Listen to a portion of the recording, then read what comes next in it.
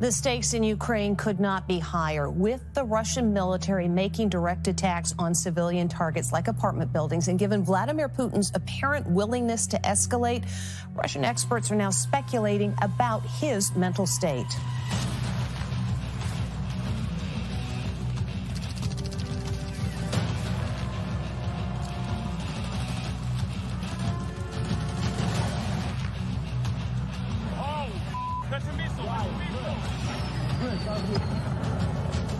Evaluating Vladimir Putin's state of mind a top priority now. Even in Russia, citizens are buzzing. The Russian people may be starting to think Putin is insane, goes this headline. I tell you, I think this guy's nutter. You think he's just kind of losing it?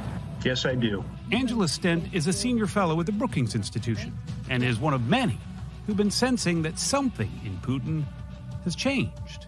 2 years of isolation during the pandemic maybe have affected him. Maybe his grip on reality is somewhat less than it was before. I was very struck by the deeply ideological, bordering on fanatical language that was in his speech the other day. Far, far more than we've ever seen before.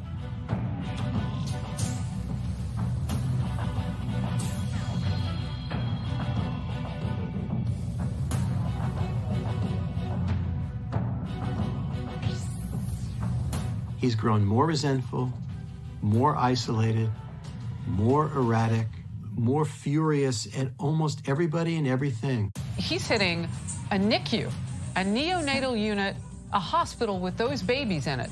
Senator Marco Rubio, the top Republican on the Intelligence Committee, tweeted this: "I wish I could share more, but for now I can say it's pretty obvious to many that something is off with Putin. He has always been a killer. But his problem now is different and significant. It would be a mistake to assume that Putin would react the same way he would have 5 years ago." You met with Putin at least a half a dozen times. Yeah. You describe him differently today, too. Why? Well, I met with him many times, and this is a different Putin. He seems erratic. There is an ever-deepening delusional rendering of history. He's descending into something that I personally haven't seen before.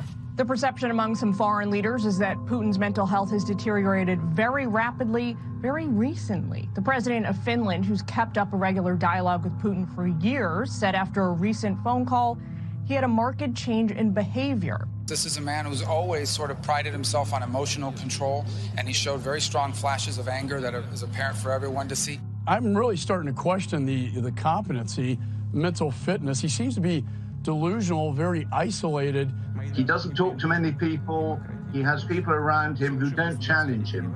And I think that's the danger, and that's why it's very hard to predict his actions on a basis of any rationality. If Putin was acting rationally, he certainly wouldn't take the huge risk of an invasion. He would take the best offer he can get through negotiations.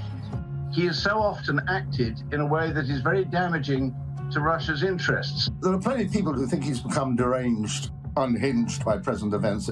What we have seen over the recent weeks and months is a man who seems to be very emotional and who has started an invasion which has produced politically and internationally precisely the opposite effect to that which he wanted. He is quite irrational at the moment. An irrational man under pressure with nuclear weapons is not a happy sight to see. Senior national security official who accompanied President Trump to his meeting with Putin tells me Putin seemed paranoid and unwilling to listen to reason. Mikhail Khodorkovsky is in the Times this morning saying he's a madman. The Russian leader could be completely off his rocker. I think he's a little unhinged. I really do. He might be crazy. Is this guy sane? Is he mad? Is he rational? Is he irrational? What is he? Are we dealing with psychological phenomena? Are we dealing with psychiatric phenomena?